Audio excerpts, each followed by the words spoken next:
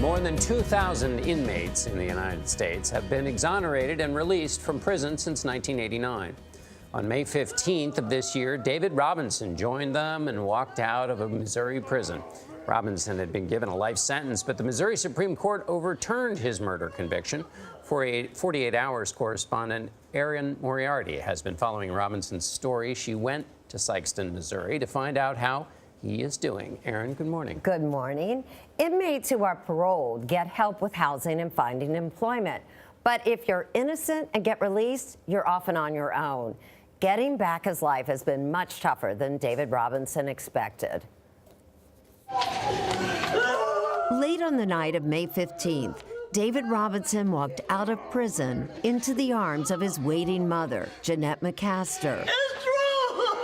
Thank you, Jesus. When he come out that cell, I just was stunned, didn't know what to say, what to think right then. But it took some time for Robinson to actually feel free. What made you really feel you were out? Well, I see my mother and my family all the time in this room. I'm able to touch them physically, but to go pay respect to my grandfather's grave. 1 month later, Robinson made another dramatic walk. ID Webb. ID Webb. Down the aisle. Cheered on by his lawyers, family, and friends, David Robinson married longtime girlfriend Pat Jackson, who never gave up on him during the 18 years he was incarcerated. I knew she could have probably moved on. In fact, I asked her to, but she wouldn't. I mean, you must really love this guy to stick with him as long as you have. Yes, ma'am, I do. Yes, ma'am, I do. Here, here. She wasn't sure this day would ever come. Robinson had been serving life for the 2000 murder of a young mother, Sheila Box. There was no physical evidence tying Robinson to the crime, just the testimony of two government informants who later admitted they lied. And in 2004, another man, Romance Mosby, confessed to shooting the victim during a botched drug deal.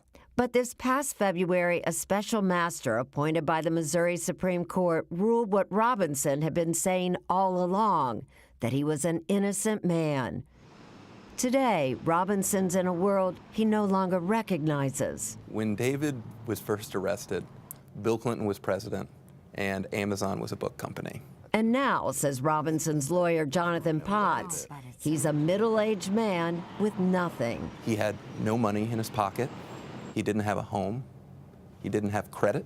Essentially, you're being reborn. Click on to where the line. Jackson Robinson, a nurse, says just getting her husband an ID card was a challenge, and a bank account. You can't have a bank account because you have to have your residence for 6 months established.